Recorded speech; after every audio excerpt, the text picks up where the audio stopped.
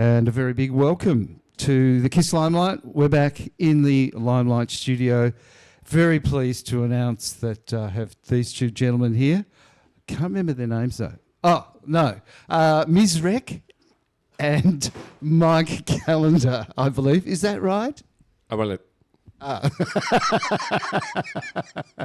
Of course, I'm talking about the one and only T-Rek and Mike Callander. Hello, gentlemen. Hello, gentlewoman. Hello, Timmy. How are you? I'm good. Straight man. Yeah. All right. Of course, Tarek does a show here on Kiss every Saturday from 3 p.m, which we love listening to. And Mike doesn't do a show at Kiss, but maybe one day he will. But no, we're here because these guys have worked together for many years, and they've decided to do a release of all the work they've done together. And this is about that release, and they're going to do a mix, and also they've got a launch of it coming up next Friday at Revolver. And so we're just going to talk about their careers, about the releases, play some tracks, and have some fun, basically. So here we are. So I first of all want to know, how did you guys meet, and at what stage did you start to musically collaborate together? And I'm going to hand the mic to you, Mike, and you can talk amongst yourselves, and I'll watch. Great. Hello. I actually have no idea how we met, so I'm gonna. You can fill that gap in. I have no idea how we met, babe. But I know how we started working together, and that's definitely a little bit the origin story for this release as well. Around 2008, I was trying to release music. You know, I was doing the whole I want to be a rockstar DJ kind of thing, and it didn't come from a musical background at all. And sorry, that embrace was getting a little bit too much. So, yeah. Oh, so sorry. Sorry. Yeah.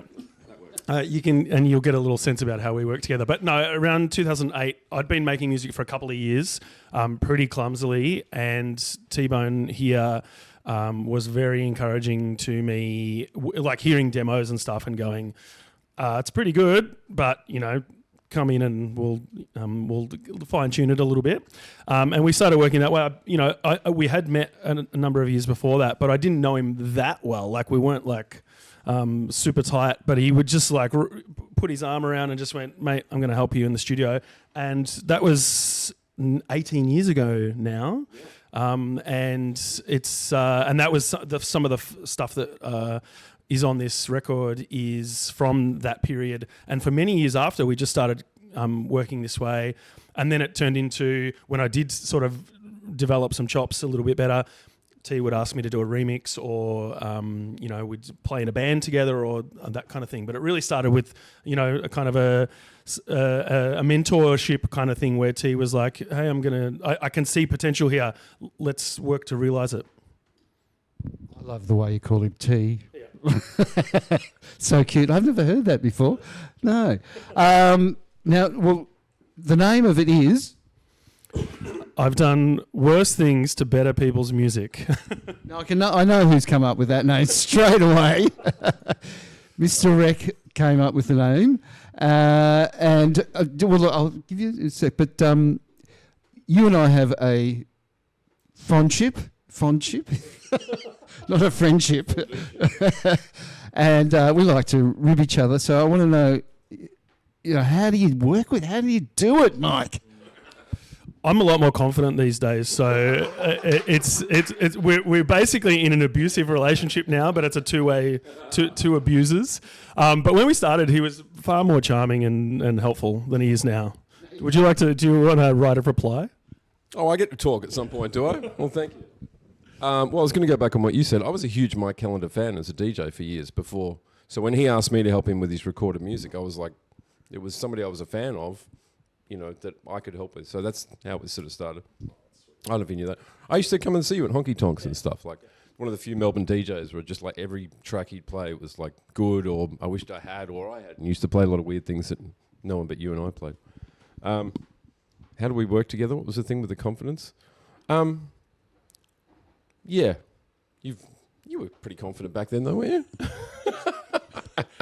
I can't remember. What was the question, Timmy? Well, it was how did you came to work? But it sounds like it was initially you mentoring, and then you got up to speed, and then you kind of started to co-produce. Yeah. Sort of. It was the speed of it was kind of ridiculous. Like I helped Mike mix a few of his things, and we just started working together. I don't know if you remember this, but actually, I think it's actually the lead single, the remix you did of Out My Bitch, which was can't be more than 18 months, 2 years into that relationship. And you sent me that, and I heard the way he mixed it himself with nothing to do with me. I was like, dude, your mixing record's better than me now. Like, don't bother me with helping mix your stuff. Like, when he delivered that, I was like, okay, he's better than me now. So it was like 18 months of me helping him, and then the student just went straight past the teacher as far as engineering skills, I believe. Why don't we, because we're going to have a chat over the half hour, play one of the tracks, the first one, why you've chosen it, and did you have to fight over which track it was, or why, and a bit of a quick backstory before we hit play. Yes, the way that we chose it is I chose it. And I chose it because I was looking at the list of tunes, and honestly, I was thinking, on a radio or a podcast kind of thing or a broadcast thing, I'm trying to decide, should we come straight out of the gates and rip your head off, or should we kind of ease in? And I chose ease in, but then I went to something that was even more of an ease in, and that felt like it wasn't enough energy. So I've gone somewhere in the middle, but this is actually I'm glad we had the discussion that we did before that, because this is one of those really, really early things. This, from memory, I think this turned out to be, T and I had the same parts to something, and we were going to work on something together. And often we would start a session or have the same assets, and then we'd go off and work on our own. And then sometimes a collaboration track that is the two of us sort of authoring it is actually, there's two versions, and there's sort of T's version and Mike's version and that kind of thing. So we would just go off in these different directions, and you can actually hear in this one, there's a lot of me in my early days, kind of in terms of the way things are kind of programmed and stuff. It's me kind of feeling my way around and being very experimental, and then T sort of cleaning up the mess, to be honest. It's called Jack in the Zone. There we go.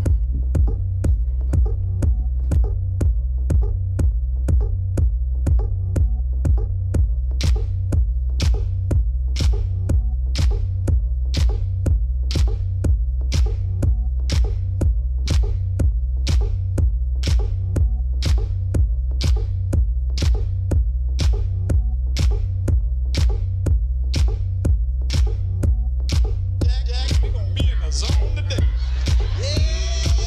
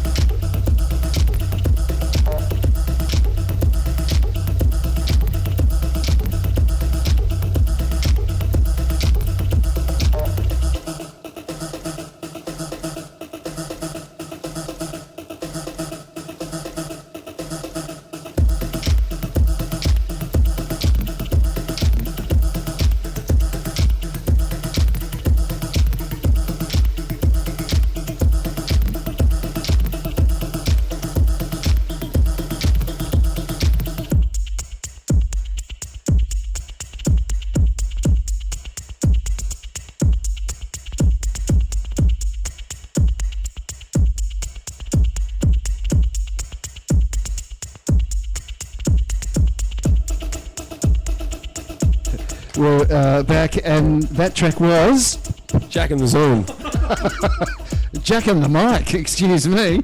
And that was one of the first early ones you guys did, where you were kind of learning the ropes. He was still mentoring, and nice. It's sort of stripped back techno, really. That's how I would describe it. Yep.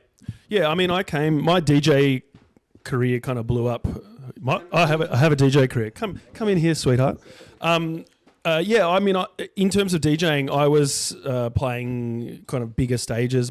At this point, I'm like in my late 20s, and the kind of the peak of my DJ career, you know, it had already happened, to be honest. But that was on like festival stages and playing a lot of techno and stuff. But I've always been very interested in super weird, stripped back, minimalist sort of stuff. Before we went on air, I took a little selfie with the Richie Horton Dex Effects and 909 poster that Timmy will know, that other people won't have seen. But that was like a monumental moment for me, that, you know, this minimalist approach to music. So I think you can definitely hear that in there. But it's also got a little bit of the T-Rek bounce in it as well, if I do say so myself. We're going to move on straight into track number 2. What have you selected, and why? Who wants to answer the question? Well, this is, as Mike was saying before the last song, this was the other half of the song that we just heard. So we started working on a track together, I think, and it split into 2. So the original release of this was, a Mike Callander song called Jack in the Zone and a T-Rek song called The Grey Nomad, but they sort of came out of the same stems and parts. So, this is the other half of that. Can I hit it?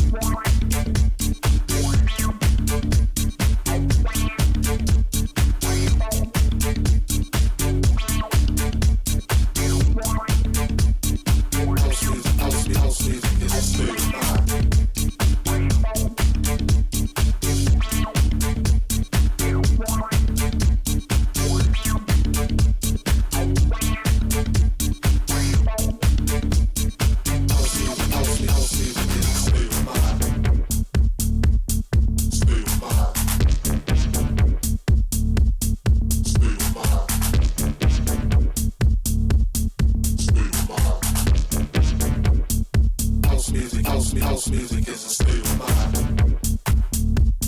State of mind. State of mind. State of mind. House music is a state of mind. State of mind. State of mind. State of mind. House music is a state of mind.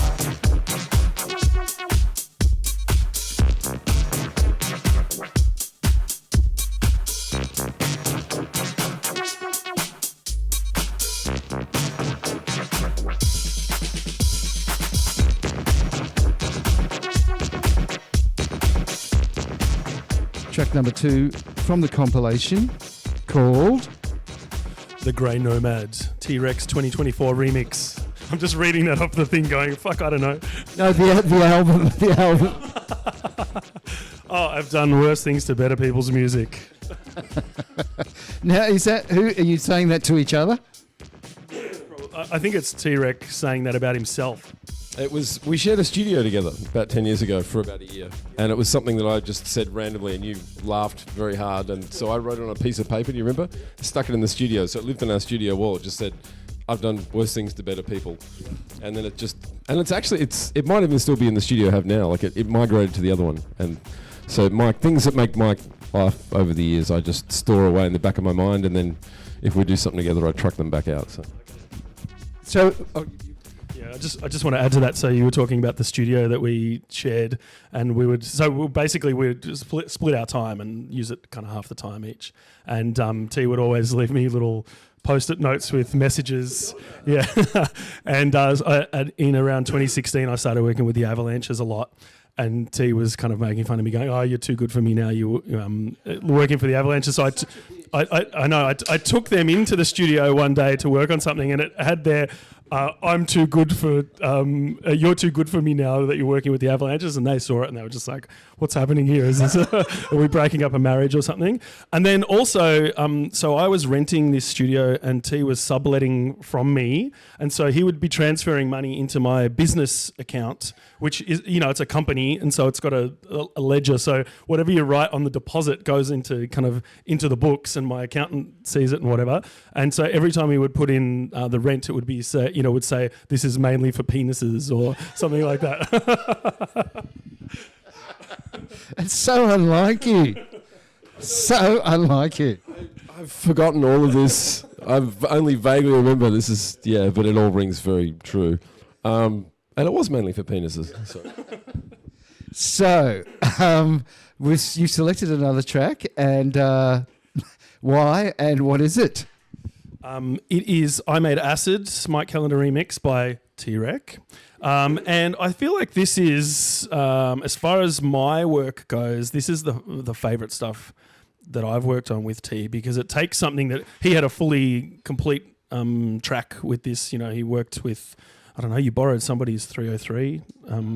Yep. He's permanently borrowed somebody's 303, and he was just kind of jamming with that in the way that he makes music. It's like, get something like a foundation, and then long jams, and sometimes that turns into the track. And then I would get this complete piece of music and then go, okay, now how can I fuck this up? And this is me doing that, and I'm very proud of how this came out. I think this one I can play this just about any time, and it works. Yeah. Oh, right. Yeah, I do. Yeah.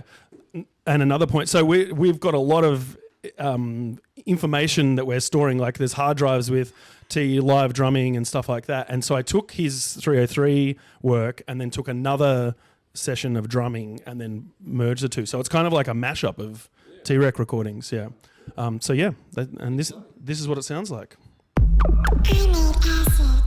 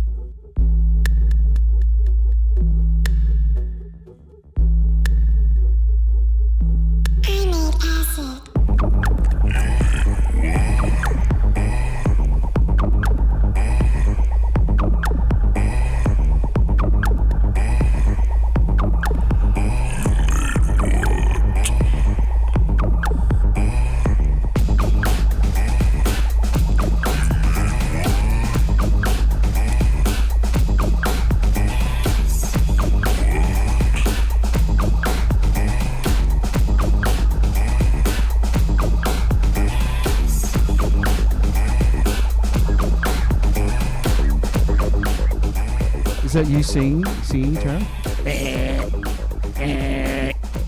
Yeah, I've had a little bit of fun with T's voice. There's actually some sneaky sampling in there as well that didn't come from T, but I won't talk about who's on there. But yeah, I just the original vocal is it? Did you do that vocal? Is that you going I made acid? Yeah, but I just turned it into I made ass.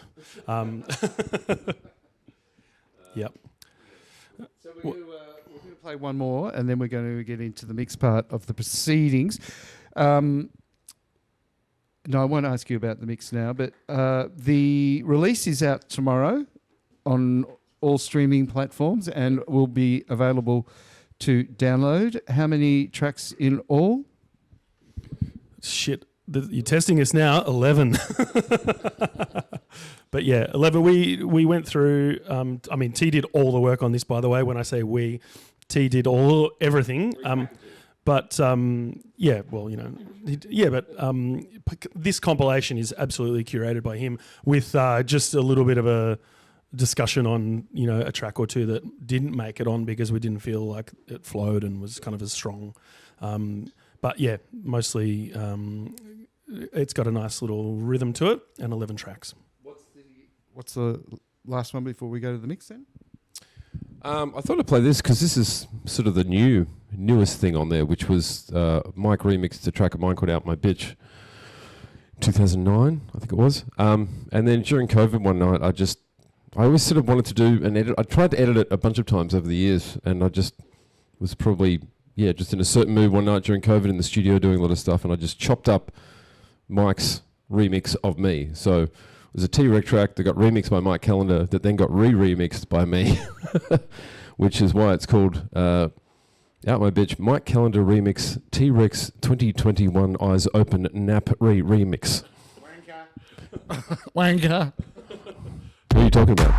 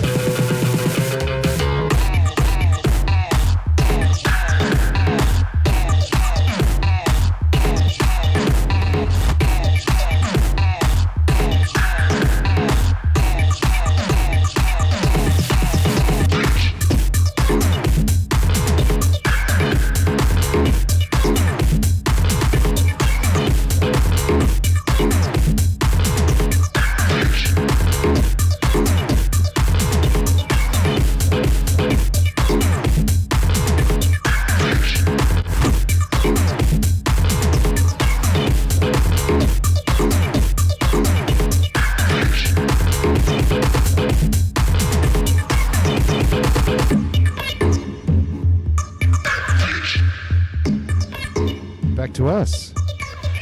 You have heard 4 tracks from the compilation, which is out tomorrow. You guys are going to do a mix. Now, will this mix just be the tracks, or are you going to be playing other stuff? Are you going to wing it? Have you written out a formula? What's the story? It's pre-recorded actually. We're just gonna hit play, and we're gonna change into a costume and start doing some kind of choreographed dance moves. That's no, possibly corrugated as well. No, it's we have no idea what we're gonna do, so we'll figure it out. The first track that we're going to play is from the compilation. It's a T-Rek track called Take That, which is a cover of a Jürgen Papa record, which is a guy from Cologne, part of the Compact label. And so T did an incredible version of this with all of his cover version, with all of his flavour. You know, there's cello on there and live drums and all that sort of stuff. And then he gave that to me, and I've done the remix on that. So we'll play that first, and then after that we have no idea, and that's kind of half the fun, I guess. Well, do we call this a back-to-back or a front-to-front? Let's call it a month-to-month. All right, we've got Tarek, Mr. T-Rek, or sorry, T, that I've now, and you've got to come up with a name for you, Mike Callander. You know, you got M, okay, T and M, trademark, M Cal.